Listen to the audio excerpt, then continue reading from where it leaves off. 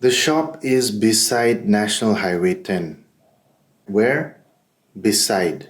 So there's this highway and the shop is beside the highway. So here is the shop. Alright. So it's beside, at the side of the highway. So it tells you where the shop is. It tells you the position of the shop, the location of the shop. So beside. The school is between the bank and the post office. Between. Here's the bank and here's the post office. So here is your school. It's between the bank and the post office. You have two things over here, bank and the post office. The school is between. Don't say in the middle of, okay? In the middle of the bank and post office. Don't say this. Do not use in the middle of. This is wrong. So in between this and that. So school is here, between the bank and the post office. So don't use in the middle of. I've seen many students who use this, and especially in India. So you say in between or just simply between. Both are correct. Now here, just out of curiosity, what is the noun in this sentence? Question. Okay, next one. The clouds float above the hills. So there's the hills over here. The cloud floats above it. So that's a normal thing. Where does the cloud float? Above the hills.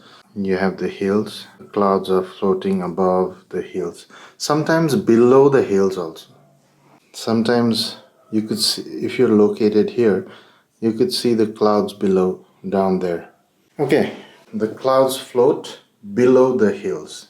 Above, below, words here, on, under, beside, between, above, they all show the position of the subject, whatever is being talked about. So preposition of position or placement. Now we're talking about something. Now prepositions are very versatile. There are so many different types of prepositions. That's why I wanted to do this entire class on prepositions, because the best of the best, they struggle with this. So now a different sort of preposition here. We walked to the market. Where did we walk? We walked to the market. Not in, at. If you use in, the sentence would change. The meaning would change. We walked at the market. See, what happens is, if you use in the market, it means that you're already in the market and you roamed about in the market, getting groceries, your stuff, whatever you needed to get. So that is what this would tell you. Walked in the market. So we walked in town. We walked in the market. Alright, but this word here, to the market, what is this telling us? That we did not drive to the market. We did not go on a scooter or we did not take the bus. We walked to the market. This is what the sentence is telling us. We walked to the market. We walked. All right, let's take another one. The bus goes toward the... Okay, now don't be confused. American English, British English. It's perfectly fine to use towards. When we studied, we used British English. So towards, no problem. Even if you don't use it, it's still fine. American. The bus goes toward the city. Alright, where does the bus go? Toward the city. So there are a lot of buildings here. The bus is going towards the city. So it tells you where something is traveling to. So you could replace the bus. I am going toward the city. She's going toward the city. So it's perfectly fine. So what does this tell you? So we can use prepositions like this. All of these are prepositions. It tells you where something is going, where something is. So all of these are showing you the direction. So you could say that these are prepositions of direction. It tells you, let's give you one more example.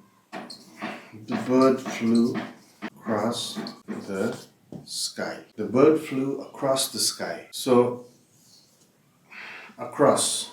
The bird flew across the sky. Where did the bird fly? Across the sky. Like this. Let's give you one more example. The river flows. You know what the preposition of direction here, what is it doing? It's telling you how the action is unfolding, right? The bird flew across the sky. It tells you how the action is unfolding. The river flows down the valley. The river flows down the valley. So the river is flowing down the valley. So what are these words telling you? These words are telling you how the action is unfolding. How the action is unfolding. Okay. Alright. So just have a brief look again from the top. So there are still some more prepositions I want to discuss with you. But for now, look at this. Prepositions of position, preposition of direction. Okay. So prepositions of position, direction, prepositions of place, very important, and preposition of time. Prepositions of place. Example. Okay, the meeting is in Darjeeling. Place, location. Now this tells you the location, not the position, but the location. Where? In Darjeeling. Festival is at the ground. Where is it? At the ground. Location. Okay, some more examples. The clothes are inside the cupboard. It shows you the location. We live near the forest. We live near the forest. Where do we live? Near the forest. So it's telling us where we live, where the clothes are, where the festival is at, the meeting. So it tells us place. It's very similar to position. Now this one is a little bit different than what we talked about earlier. But as I told you, prepositions are very, very versatile. So you can use them in so many different ways. The post office. Post office is opposite the station. So post office is opposite the station. And bonus question, what would this mean? Bank. The bank is adjacent to the station or simply adjacent the station. Now let's look at time. Time. The class starts at 9 a.m.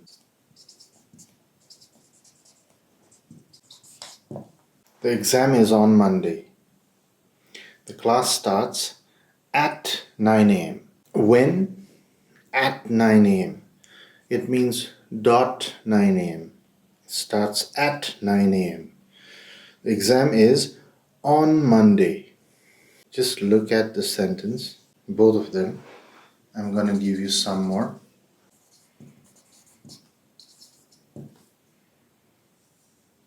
We study during winter. When? When? Time. On, at, during. So it's telling us when something is happening. This is preposition of time. Let's give you some more examples. The show begins after lunch.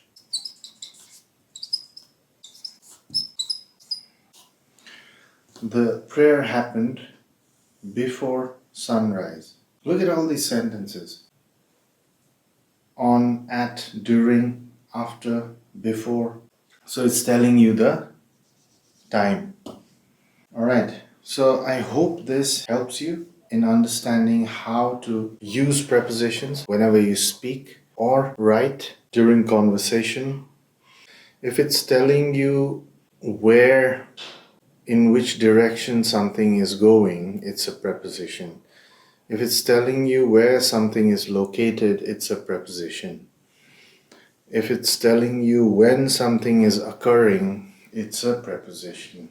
Before, after, during, on, at, opposite, near, adjacent, inside, at, in, into, outside, inside.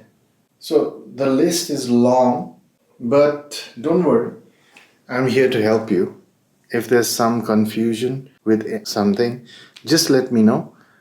I'm here to help you. So here are a few common mistakes that students make. We discuss. We don't discuss about. We discuss the weather. We discuss the lesson. We discuss the subject. We don't discuss about the subject. Another one here for you. Enter into the room. A lot of you use this. I've seen even teachers use this. Enter already means inside. Alright. Enter the room. This is the correct one. Enter the room. Reached. I've seen a lot of teachers make this mistake. Reached to school. You feel like you're using prepositions, but you don't reach to school. You just reach school. So this is the correct usage. So we reached school. We entered the room. We entered the room. We did not enter into the room. Okay, we entered the room. We discuss. We enter the room. We reached school.